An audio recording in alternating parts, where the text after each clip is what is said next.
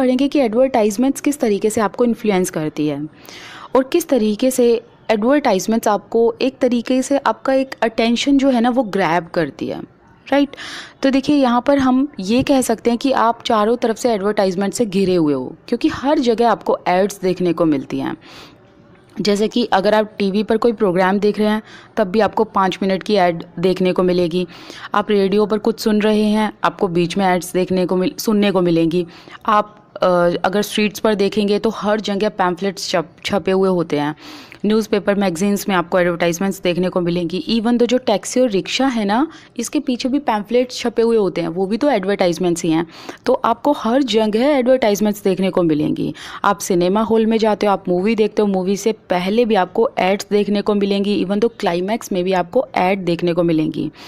और इंटरनेट पर आप कुछ भी सर्फ करो, आपको एडवर्टाइजमेंट्स देखने को मिलेंगी। हर एक वेबसाइट पर अलग अलग तरीके से एडवर्टाइजमेंट पॉपअप होती है।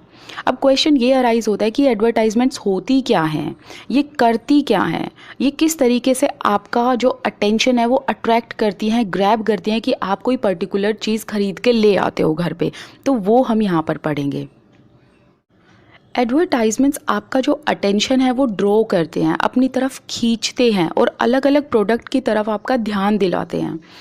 और क्या करते हैं एडवर्टाइजमेंट्स में, एक प्रोडक्ट को इतना पॉजिटिवली दिखाते हैं कि आप टेम्प्ट हो जाते हो उसको ख़रीदने के लिए, और आप उसको ख़रीद भी लाते हो क्योंकि उसमें आप इंटरेस्टेड हो जाते हो ख़रीदने के लिए।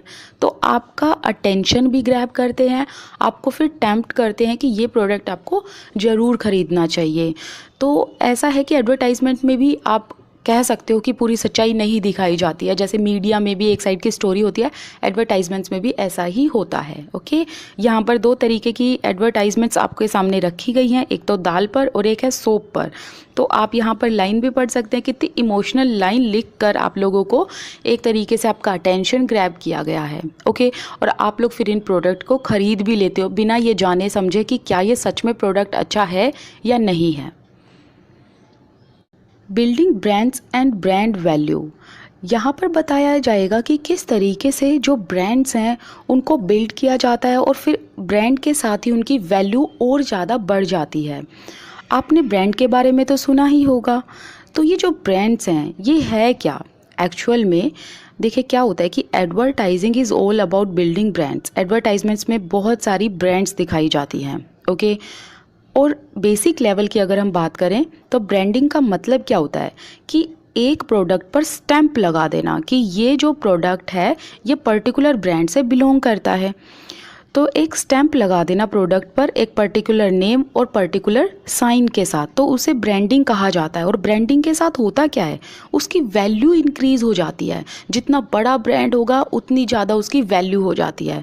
ओके, जैसे कि आप कपड़े पहनते हो जो, उनमें देखते होगे कि आप अलग अलग ब्रांड देखते हो, अलग अलग ब्रांड के हिसाब से उनकी वैल्यू है, उनके प्राइसेस है ना।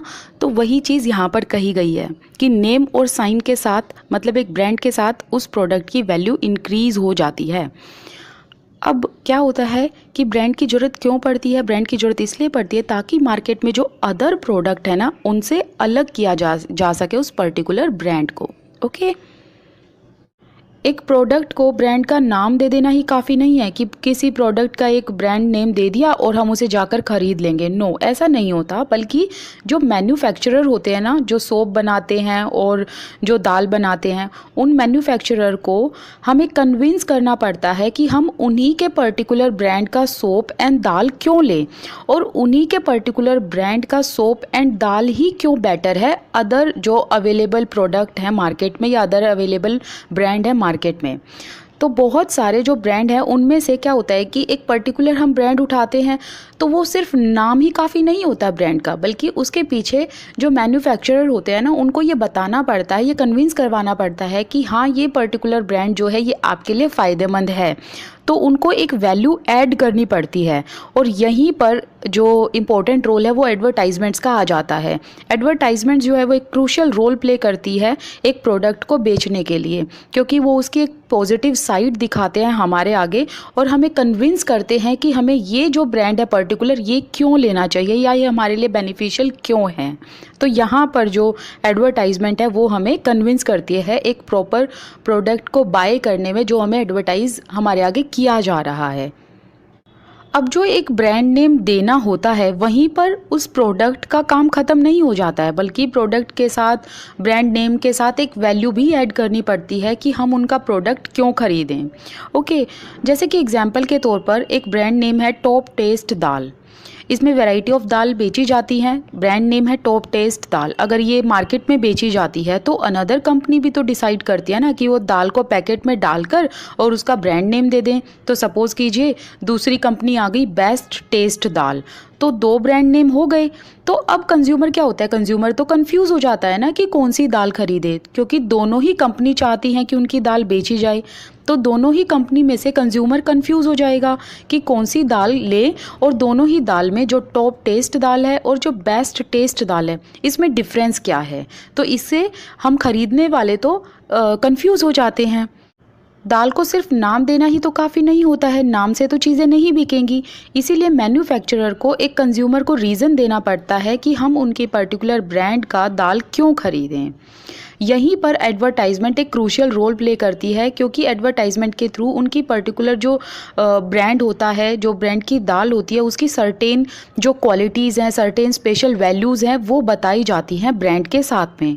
उससे फिर क्या होता है, जब वो स्पेशल वैल्यूज़ बताते हैं तो वो अदर अवेलेबल जो सिमिलर प्रोडक्ट हैं उनके लाइक जैसे कि बहुत सारी दाल के प्रोडक्ट हो गए, तो एक पर्टिकुलर दाल उठा लीजिए, उसका जो एडवर्टाइजमेंट होगा वो ये बताएगा कि आप ये पर्टिकुलर दाल क्यों खरीदें और क्यों ये अदर अवेलेबल जो सिमिलर प्रोडक्ट हैं उनमें से बेहतरीन है, क्यों उनमें से अलग है।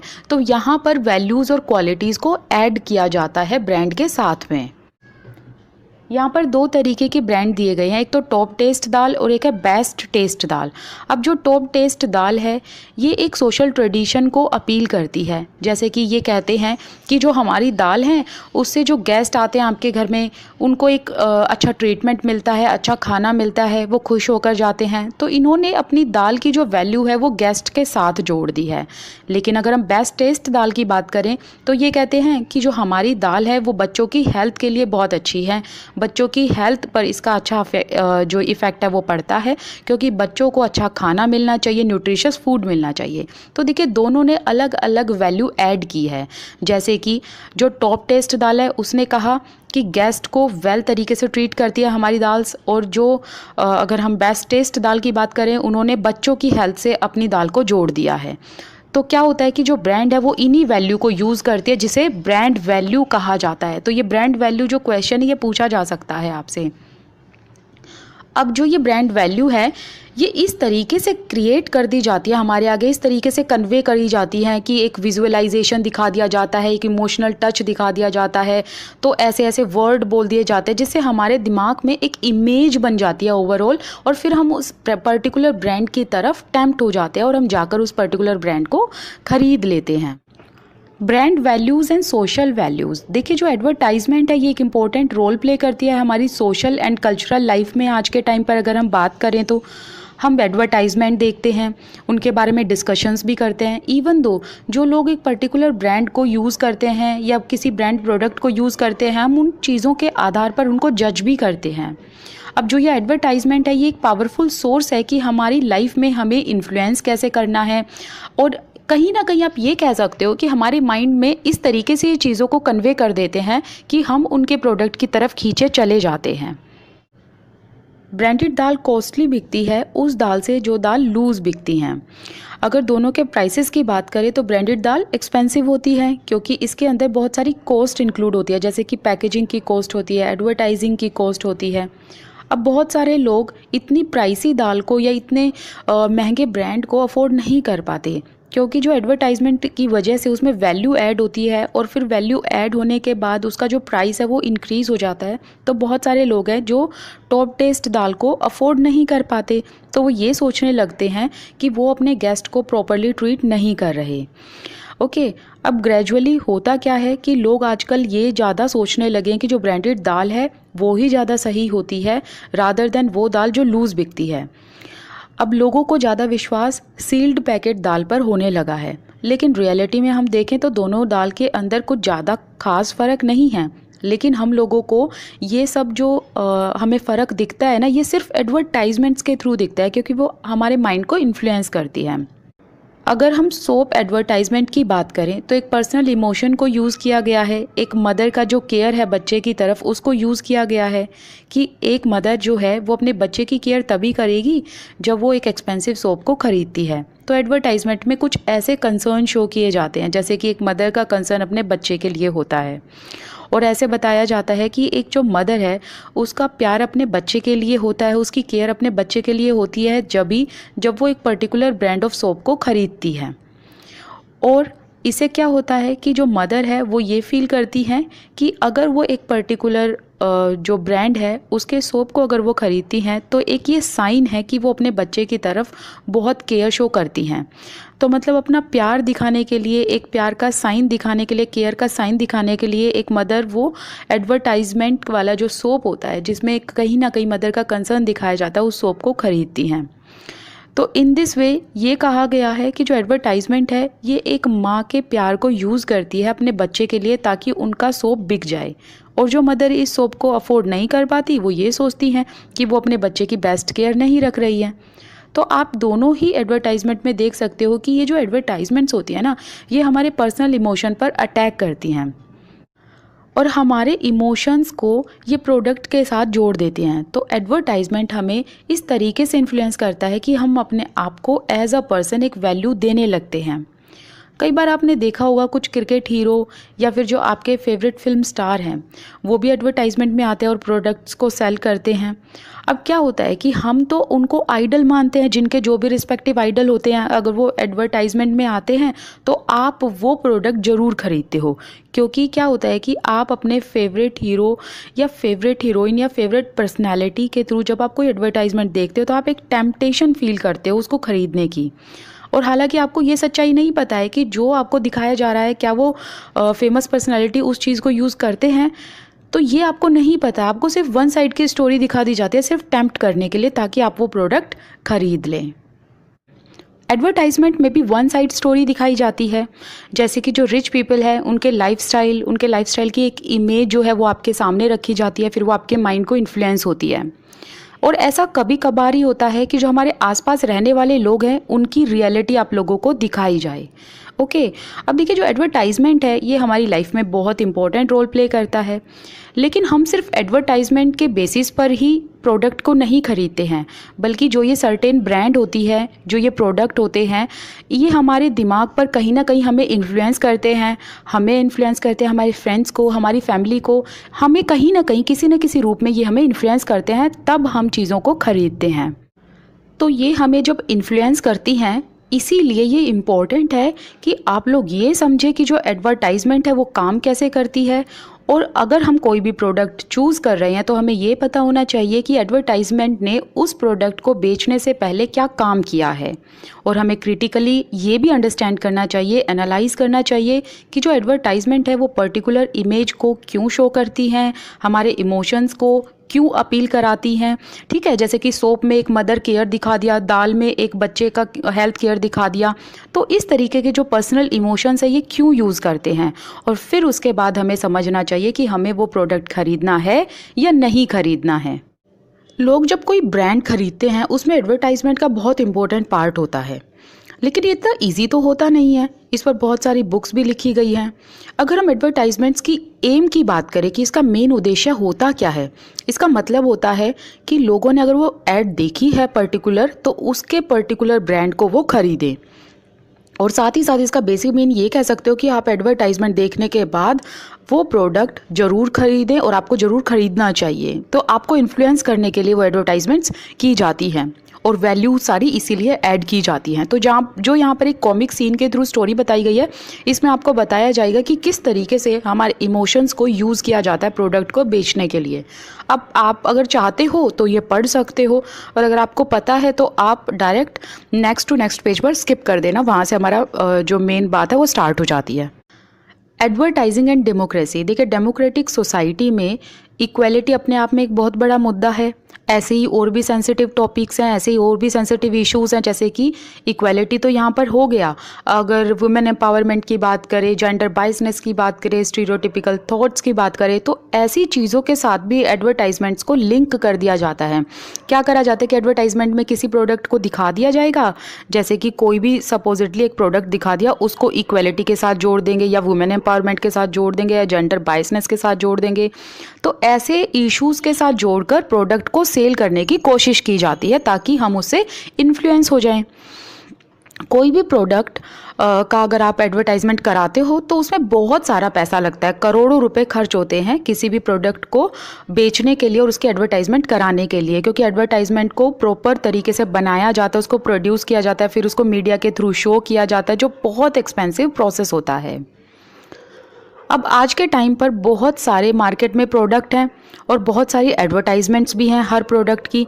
तो इसीलिए कुछ कंपनीज़ या सभी कंपनीज़ क्या करती हैं, वो बार बार अपनी एडवर्टाइजमेंट को शो कराते हैं, ताकि लोगों के दिमाग में उस पर्टिकुलर प्रोडक्ट की एक इमेज छप जाए और लोग उसको जाकर खरीद लें।